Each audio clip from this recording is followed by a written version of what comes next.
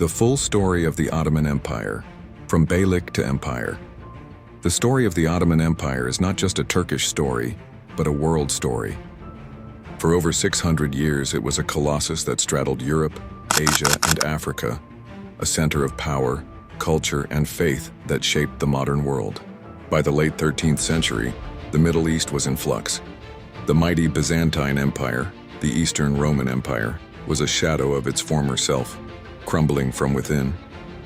In the east, the Mongol Ilkhanate's power was waning after the death of Genghis Khan. Anatolia, modern-day Turkey, was a patchwork of small Turkish principalities known as beyliks, born from the remnants of the earlier Seljuk Sultanate. Into this power vacuum stepped a small, seemingly insignificant tribe, led by a man named Ertuğrul Bey. His son would found an empire that would last for 6 centuries, the dream of Osman. The empire takes its name from Osman Wes, 1258 and 1324, Ertuğrul's son. According to legendary accounts, Osman had a dream of a great tree growing from his navel, whose shadow covered the entire world. A holy man interpreted this as a sign that his dynasty would rule the world. Seizing the opportunity presented by a weak Byzantium, Osman declared independence from the Seljuks in 1299. His warriors, motivated by a blend of Ghazi, warrior for Islam spirit, and a desire for plunder, began carving out a small state in northwestern Anatolia, crossing into Europe. The true strategic genius of the early Ottomans was Osman's son, Orhan, 1324-1362. He captured the critical city of Bursa, making it the first Ottoman capital. Most importantly, he created the institution of the Janissaries, Yenicheri meaning new soldier.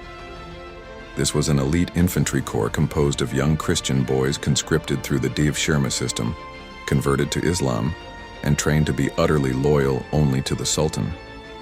This innovative system provided a continuous supply of dedicated soldiers, free from tribal allegiances.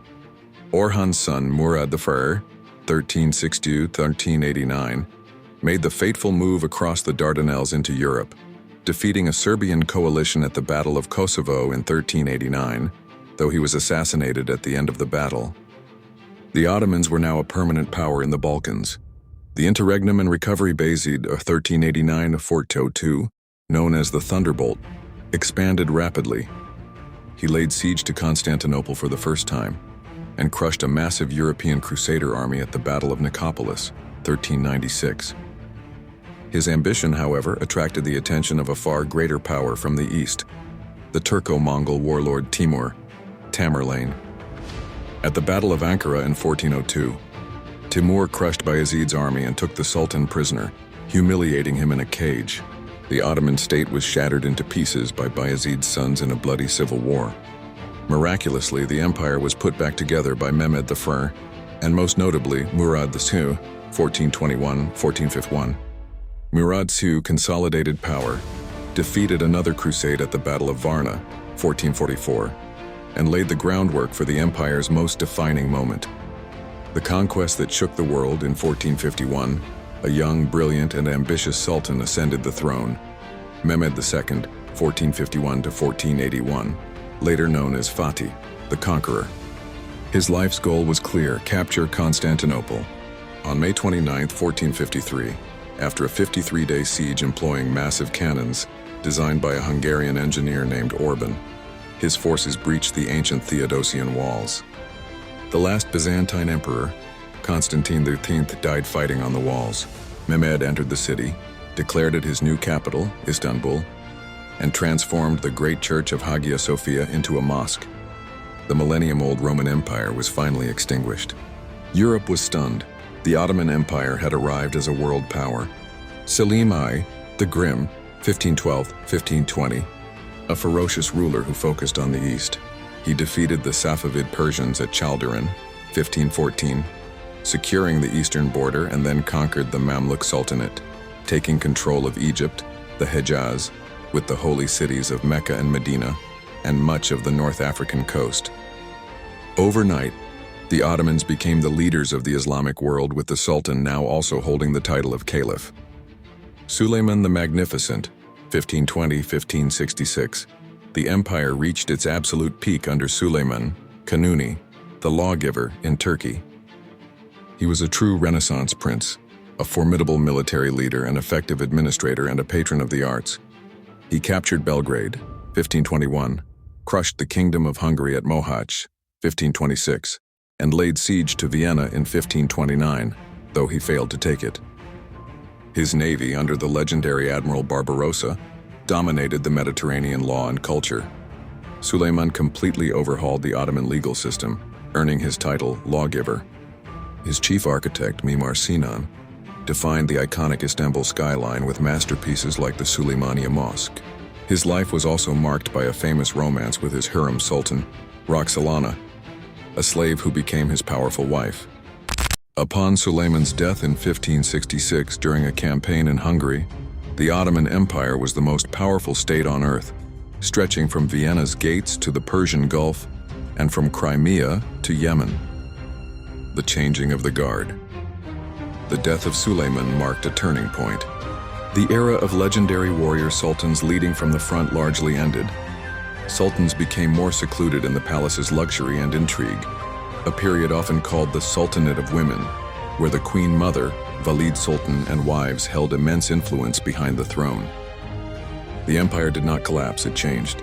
It continued to be an immense military and economic power, but the pace of expansion slowed and began to meet stiffer resistance. The tide begins to turn. The key event of this period was the Great Turkish War.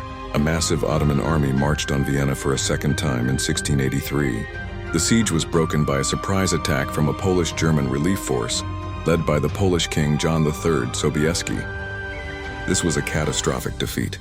A holy league of European powers pushed the Ottomans back, culminating in the Treaty of Karlowitz in 1699. For the first time, the Ottoman Empire was forced to sign a major peace treaty, not as an equal, but as a defeated power, ceding significant territories in Hungary. The myth of Ottoman invincibility was shattered. The once feared Janissaries became a conservative political force, resisting modernization and frequently revolting against reform-minded sultans. Economic problems. New trade routes to the Americas and around Africa bypassed Ottoman land routes, draining wealth. Corruption and an outdated land system crippled the economy. Rise of European powers. Nations like Austria, Russia, and later Britain and France underwent military and industrial revolutions that the Ottomans struggled to match. Attempts at reform. The Tanzimat. A series of sultans and visionary officials knew the empire had to modernize to survive. Selim III, late 18th C, tried to create a modern army, Nizam-us-Sadid. The Janissaries revolted and killed him. Mahmud II, 1808-1839, finally destroyed the Janissary Corps in the auspicious incident, 1826, and began sweeping reforms. Tanzimat era, 1839-1876, a period of radical restructuring to create a modern, centralized state. Reforms guaranteed rights to all citizens, regardless of religion, modernized the bureaucracy, and built new infrastructure. Despite these efforts, the empire continued to lose territory. Greece won independence, 1820s. France took Algeria, 1830, and Russia chipped away at the Caucasus and the Balkans, styling itself as the protector of Ottoman Christians. The sick man of Europe and the last act by the late 19th century, the empire was known as the sick man of Europe.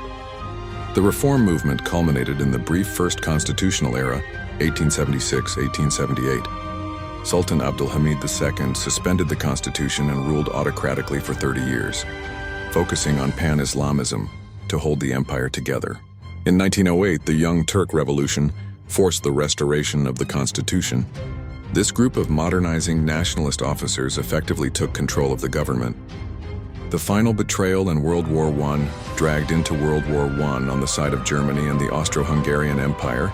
The Ottomans fought valiantly on multiple fronts, achieving a stunning victory at Gallipoli, 1915, against Allied forces. However, the war was a catastrophe. The Arab Revolt, 1916, backed by the British, severed Arab provinces. Most devastatingly, the wartime government carried out the Armenian Genocide, 1915-1916, the systematic deportation and mass killing of over 1 million Ottoman Armenians, a dark stain on the empire's final years. Defeated in 1918, The empire was dismembered by the victorious allies, its capital occupied. The story seemed over. From the ashes of defeat rose a military hero, Mustafa Kemal Pasha, later Ataturk. He organized the Turkish War of Independence 1919-1922, defeating invading Greek forces and expelling the Allies. On November 4, 1922, the Grand National Assembly of Turkey abolished the Sultanate, ending 623 years of Ottoman rule. The last Sultan, Mehmed VI, fled into exile. The Ottoman Caliphate was abolished in 1924. In its place, Mustafa Kemal founded the Republic of Turkey on October 29, 1923, a secular, modern nation-state that turned its back on the imperial and religious past to forge a new future. The Ottoman Empire was gone, but its legacy, in the form of modern Turkey, the Balkans, and the Middle East, endures to this day.